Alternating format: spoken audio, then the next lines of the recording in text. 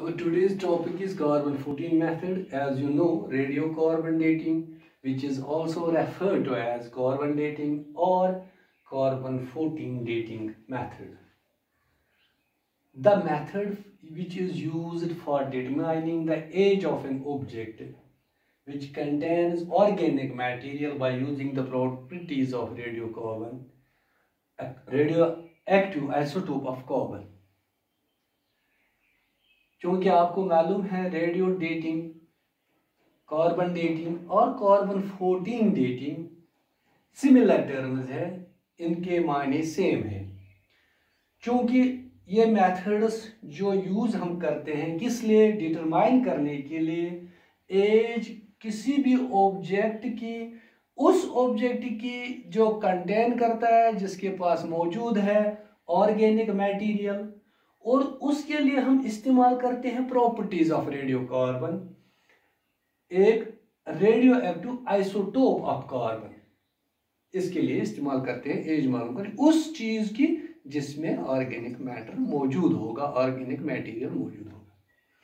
The method was developed in the late 1940s at the university of Chicago by William लीबे।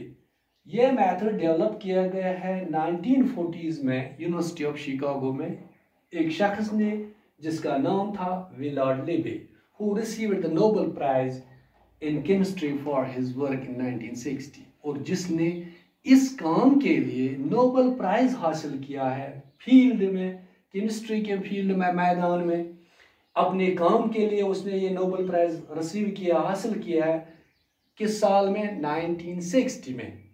इसी ने हमारे लिए ये आसान किया है कि किस तरह हम डिटरमाइन करेंगे एज उन ऑब्जेक्ट्स की जिनमें ऑर्गेनिक मटेरियल मौजूद होगा by the help of radiocarbon dating. Carbon is present everywhere and in everything.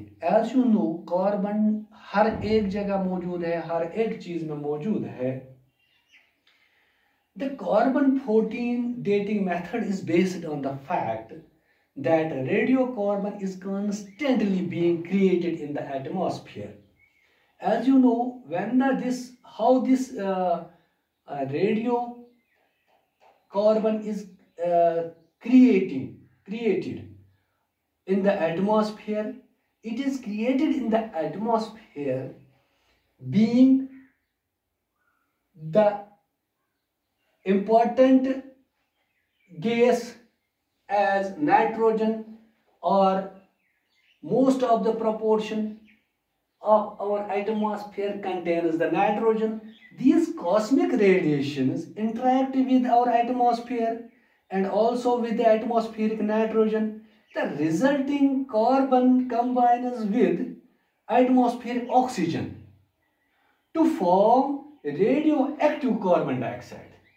When it creates or combines with and forms a new radioactive carbon, that is carbon dioxide, which is incorporated into the animals, especially in first of all in plants when they inhale the carbon dioxide.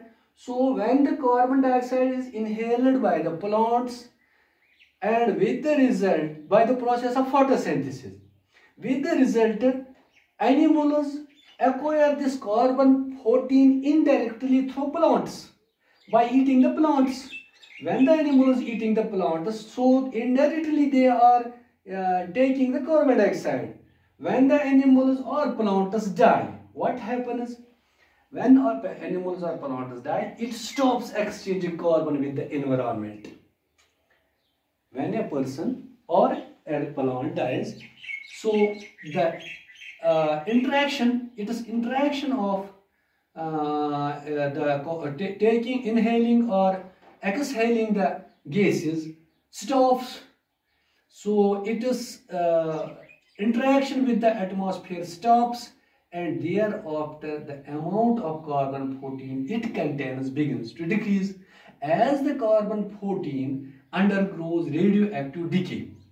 So when it goes under radioactive decay, so it is easy for us that measuring the amount of carbon 14 in a sample especially in dead animals or plants, especially in the animals' bones, which provides us information about or that can be used to calculate when the animal or the plant die, how much time has it completed, or how much time have passed that animal or plant dies.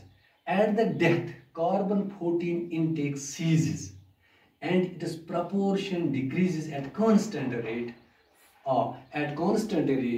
So the older a sample is, the less is the carbon-14.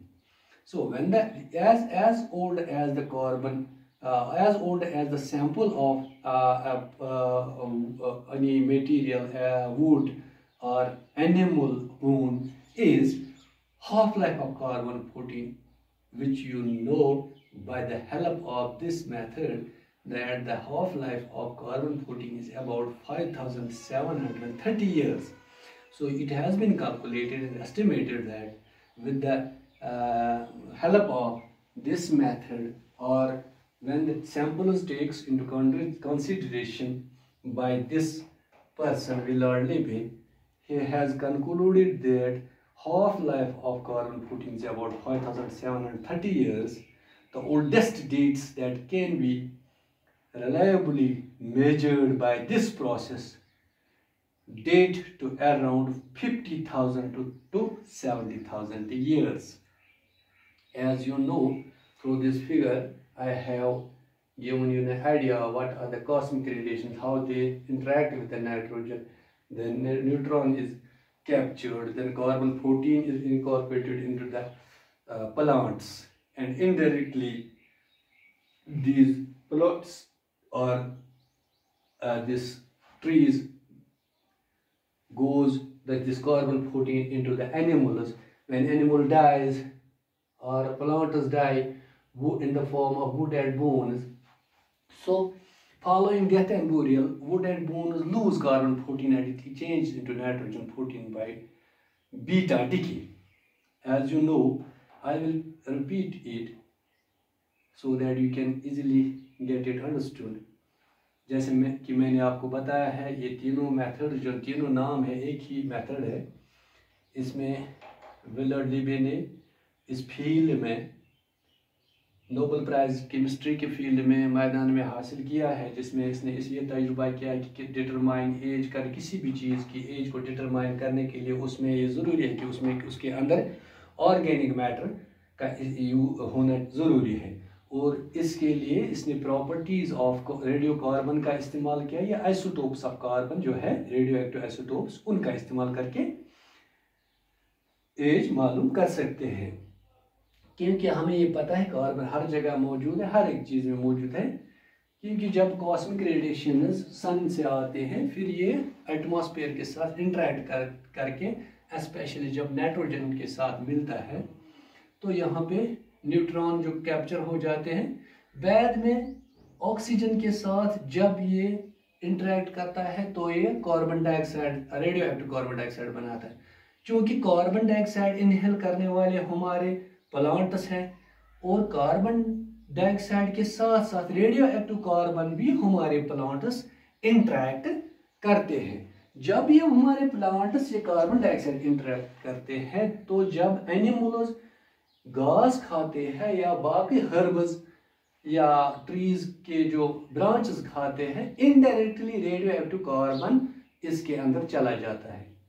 लेकिन जब animal या plant मर जाते हैं, यानी die, उनकी death हो जाती है, तो एक्सचेंज ऑफ दीज गैसेस और एक्सचेंज ऑफ कार्बन जो है वो रुक जाता है. एनवायरनमेंट के साथ इसकी इंटरेक्शन जो है खत्म हो जाती है. उसके बाद क्या हो जाता है, जो अमाउंट ऑफ कार्बन-14 है वो कम होना शुरू हो जाता है, क्योंकि इसके अंदर जो मटेरियल है, इस जानवर के अंदर, बोन्स के अंदर या वुड के अंदर जो कार्बन का मटेरियल वो डिक्रीज होना शुरू हो जाता है.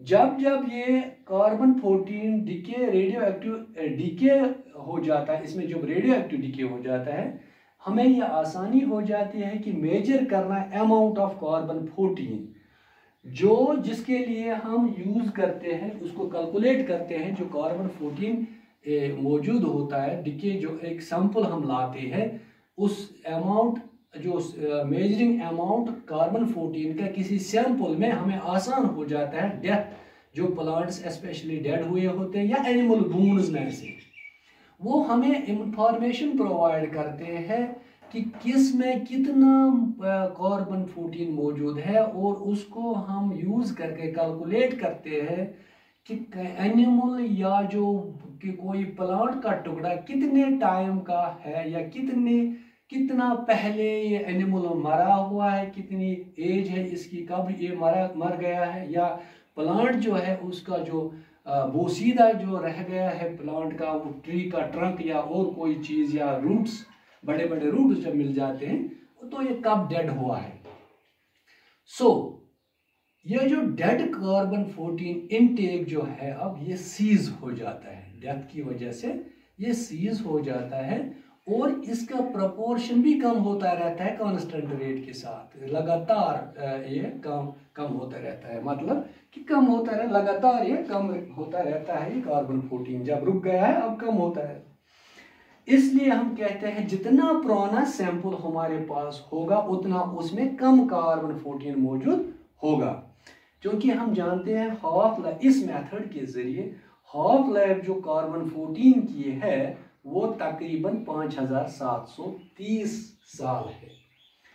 ओल्डेस्ट डेट्स के मुताबिक जो ये जो ओल्डेस्ट डेट्स है उसके मुताबिक ये मेजर किया गया है कि जो प्रोसेस, इस प्रोसेस के मुताबिक तकरीबन 50,000 से 70,000 ईयर्स इस प्रोसेस को मेजर करने के लिए हमें ओल्डेस्ट डेट्स निकाले गए हैं इस डिटरमाइन कर एज डिटर्मिनेशन के लिए।